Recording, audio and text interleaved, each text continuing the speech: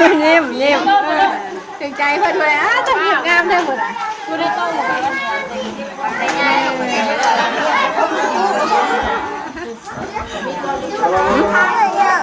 ้วได้แม่ให้แป๊บนึงลูกล่ะยืดได้ผูกแขนก่อนลูกล่ะอะไรลูกกระเป๋าแม่แล้วนะกระเป๋าแม่แล้วมาเอาขอบใจย่าแม่ขอบใจย่ามันเกิดอะไร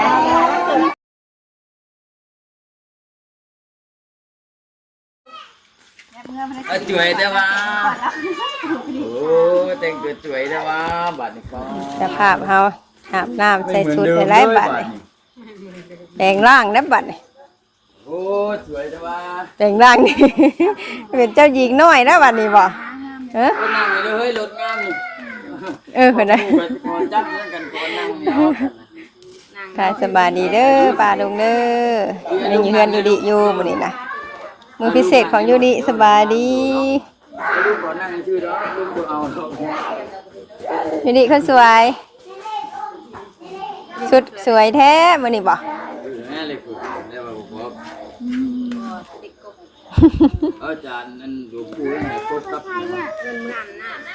ก็กำหอยหลวงปู่ซะอ๋อก็กำหอยนั่นเรื่องเขามันเข้าไปได้ติ้งหนกอยู่กดปูมือจังว่าชื่อเห็นมาเป็นบ่แต่ของการเลยชงมา6งวดว่างวดที่7ถึกปิ้งมาขี่มาโคตรขี่มาโคตรมาเลยเอาบ่ได้ชื่อจังเอาว่ะลูกกินได้บ่หนุ่มนี่ลูกอยากนะพอดีกว่ายังสิผูกแขนให้น้องบ่ผูกแขนให้น้องจังนะโอ้ตั้ง1,000ต้อง1,000พุ่นเนาะแต่เด้อใจเอื้อเลิก1,000พุ่นใส่บ่ได้จะคืออะไรล่ะแม่ลุงแล้วบ่ผูกให้ลุงบ่อ๋อ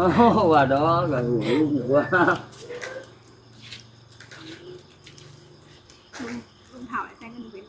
ลุงเฒ่าเลยแล้วเขาว่าถ้าเงินบ่เป็นเบิดแล้วจ้ะรอให้เปผูกกันในป้าจะผูกถามหลังเด้อแล้วรอลิลุงจะเงินบ่เป็นบ่ลุงเฮ้ยบ่ได้ก็ที่ลุงเก็บไว้ชนไหนนี่ไอ้ลุงเก็บอยู่มือเรื่องไหนบ่เคยเห็นได้กับลุงไปเก็บน่ะก็มันว่าเป่าลุงแห้งหลายกว่าลุงว่าหิมูอีกเนี่ยมันสิดูดอยู่นี่นะมันลูกเบิ่งมันดูด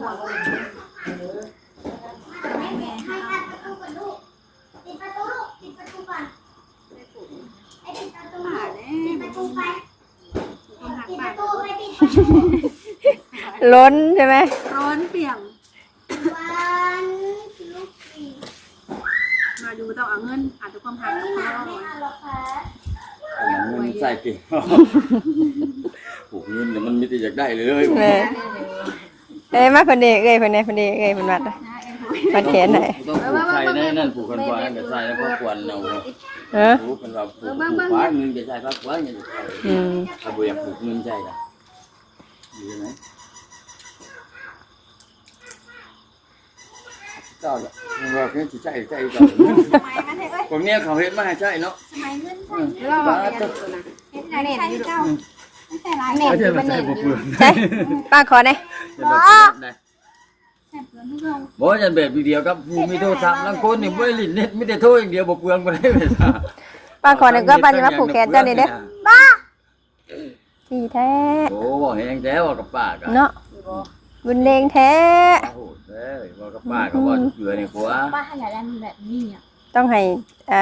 แม่จะเห็นให้ไม่เห็นได้แม่ป้าคอก็โดดแท้แท้บ่หาผักให้ผักผูกแขนเลยน้ำเพื่อนน่ะอะไรคือถูกแล้วนี่โอ้ยตายเบิ่งอันนี้นะ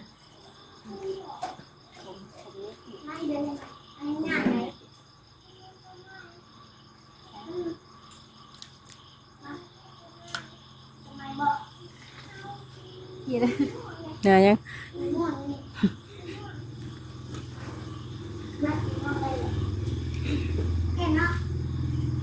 แกในร้านนี่ว่านี่นั่งแล้วดูมูยันว่าบ่อยนี่เลยก็แล้วนะถ่ายแล้วนะลูกผูกแขนไหนบ้าง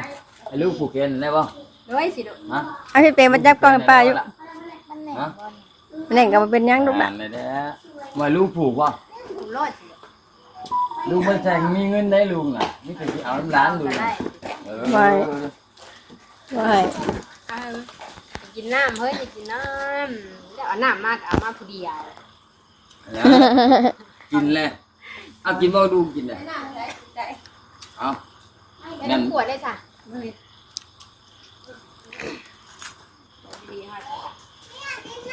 น่ะ ได้ผ่าน อันนู้น นะ อ่ะ ดิลุงผูกได้บ่ฮะกินน้ำกินน้ำได้ให้ลุงผูกได้บ่ฮะได้อยู่บ่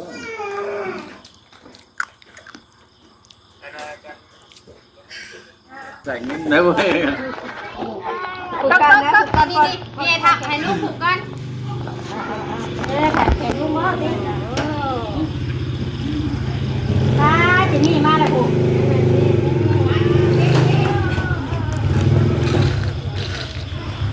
ผูกว่าได้ผูกไว้ติดอยู่ว่าผูกน้ำก็ดู ตัวบอกเป็น ผมชื่อว่าเป็น นั่งลงลูกหลานนั่งลงนั่งลงกันนั่งลงนั่งลงนั่งลงกันนั่งลงกันนั่งลงก่อนได้เด้อ นี่แต่ไงไว้เท่านี้เนาะดีเนาะ นั่งลงนั่งลง มาลูก อยู่นั่งลงอยู่ ผูกกันบ่เอาเฮ้ยเอา ผูกกันได้นะผูกให้ได้ผูก อยู่ดีเมงเด้อไงไว้เด้อเด้อ ผูกแล้วว่าทำไมผูกแล้วว่า ไงเป็นเจ้าเลยมาแล้วเนี่ยลูกของเงินนะให้มันดีเด้อได้เงินไหนให้ลูกมันเด้อเว้ยที่แหละจะมาทานกู เคยมาล้างกู หอมแก้มได้มั้ยหอมแก้มได้บ่โอ้บ่ได้บ่ได้ มีเค้กก็บิวมาให้ อย่าลืมเด้อคือออกกับลูกกันเด้อ ถ้าถ้าเป้าพร้อมกันเด้อเป้าพร้อมกันอยู่เป้ากันทุกคน นี่ก็บ่แล้ว เฮ้ยพวกเราแต่ถ้าเราให้มันน้ำเนียได้มาหาป้าได้มาดีจะมาเกิด อ๋อ หาป้าแล้วแบ่งกันเลยแบ่งกันแบ่งเด้อหลังบ้านกันเอาดิหลังบ้านมันนี่แต่ฉันได้หมดเลยหลานกันเลย ไปแล้ว มึงทำไมให้ป้าไปหากินมันฉลาดใช่ไหมป้าไปเอาว่าป้าเฮ้ยมันไม่หลานเลยเฮ้ยมันเห็นไหมมันเห็นไหมป้าจะผูกแขนแล้วป้ามุ่นจะผูกแขนนี่มุ่นผูกแขนมันเป็นยัง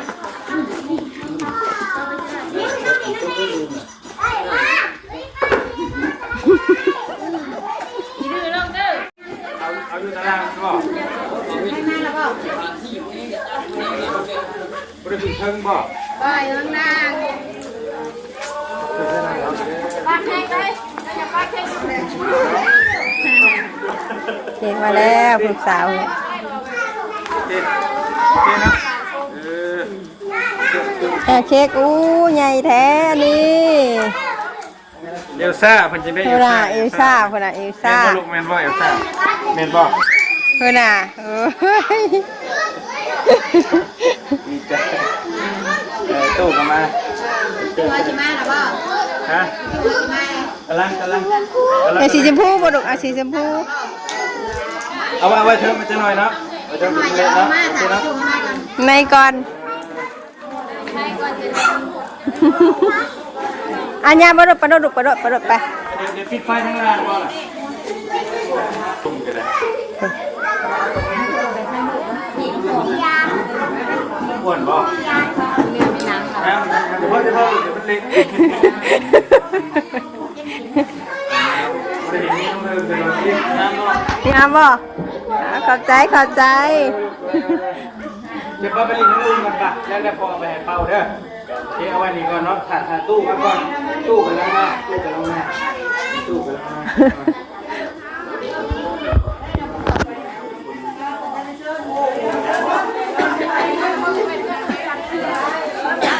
หนูมานั่งเทเด้อผมมายืนเถอะ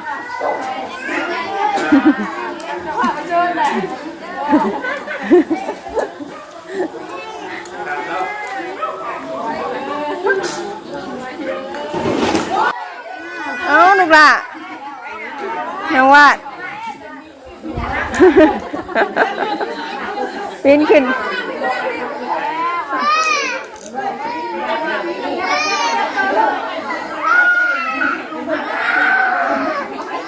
อ้าวโอ้ให้เนาะเอ้ยให้มาให้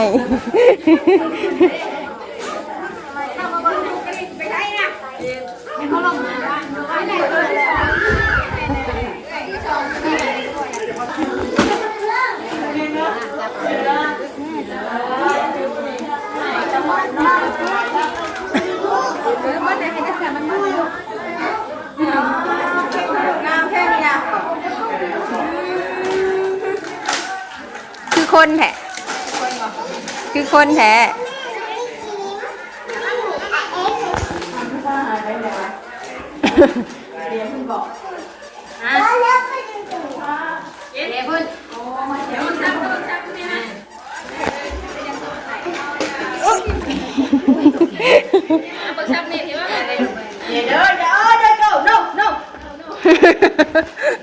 การนอนเลยเหรอ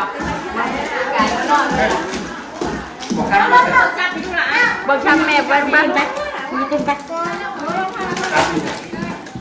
นางเป่าว่าเลยบ่ดุนะอย่าเพิ่งเป่าลูกหลานอย่าเพิ่งเป่าเอาเดี๋ยวเป่าน้ำการลูก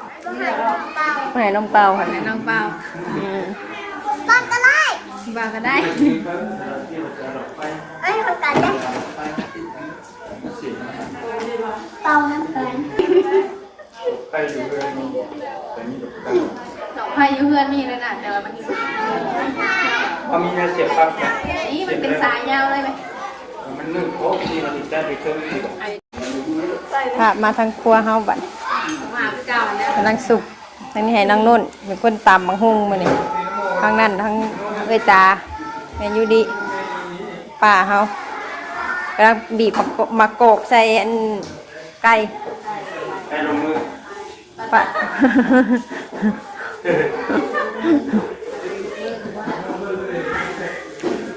เอาเมื่อไรเนาะพอเนาะดึงไป ขอข้าวหรอ ดึงเงินดีอ่ะดึงเอามาโอเคนะไม่ได้หาดึงเงินอ่ะไม่ดีแย่ค่ะ ทางสาวรวยทางนุ่นเฮ็ดสบายดีผมมีขาตั้งกล้อง ได้ปลูกไว้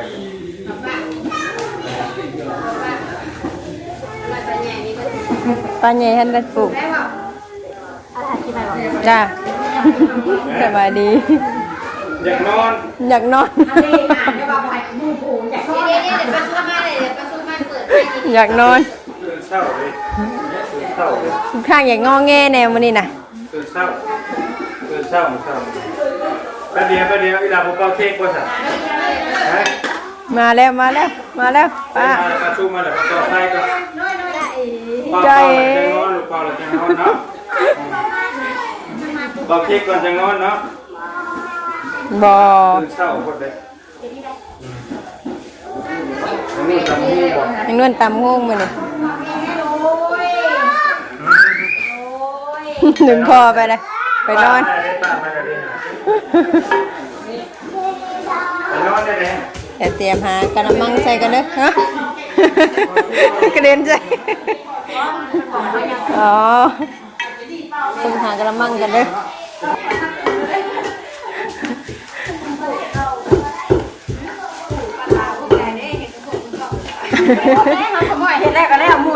แม่น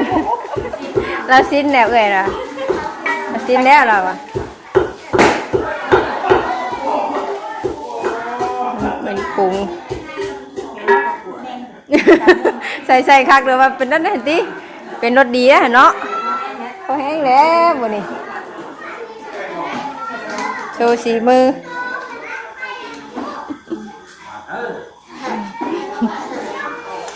เข้มแน่นอนบ่เข้มบ่ถ้าตำน้ำหน่อยเนี่ยถ้ามาพอดีนะแต่น้องยังกระลายเลยพอดี2 คุกก็ได้กินกระลายแล้วนะตำยำเดือลาย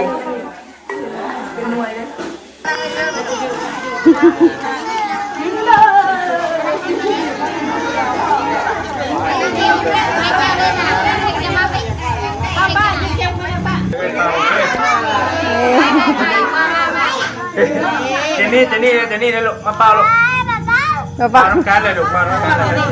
ก็ใช่ที่ง่ายก็ใช่ที่อันนี้นะเย้เป่าลูกเป่าเฮ้ย เอาก้นเขาเฮ้ยเป่าลูกเป่าไปให้บิวเป่าให้บิวเป่าเลยเอาเป่าละคนเป่าน้ำกันนะเป่าน้ำกัน เปิดไป เก็บมาเป่าลูกโคตรตีเลย ไฟเปิดใช่ไหมนี่ล่ะ เรียบร้อยแล้ว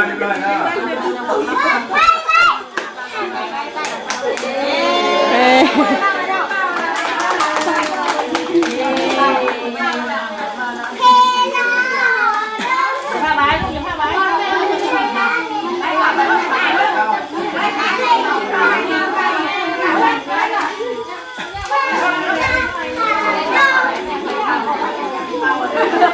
มาเ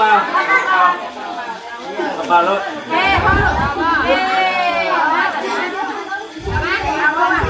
เป่าลงมาแม่ให้จิเป่าแม่เป่าทั้งกัน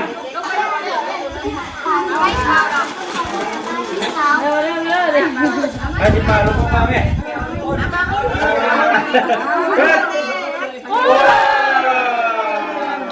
ใช่เป่า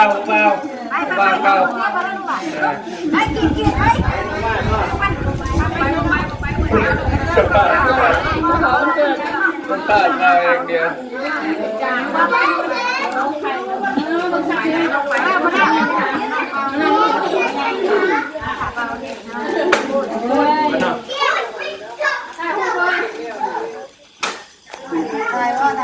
โอเคมาถ่ายรูปนะ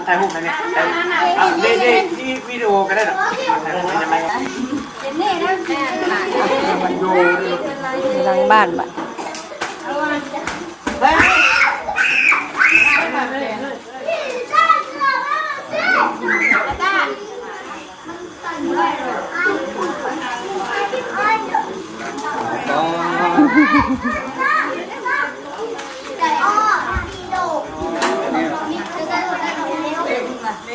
จะพาประจำเลยเจ๊ก่อนเลยย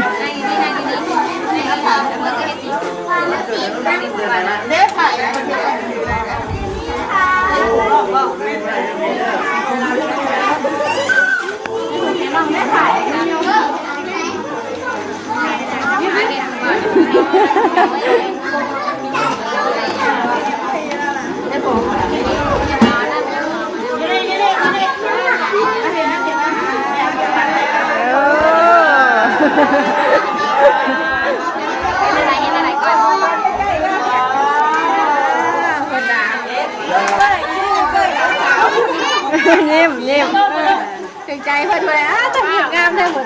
กูได้ต้องหมดไ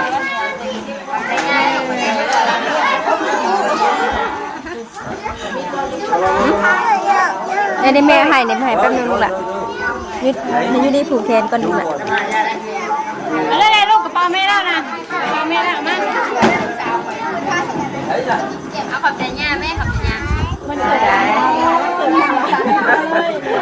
ว่าจะได้ละกันแต่ละคนที่เขาไปแล้วคนแล้ว3 3ได้ละกันเส้นเอาอีกแล้วพี่หนาแล้วช่วยเช็ดเอาไปของเจ้าเลยลูก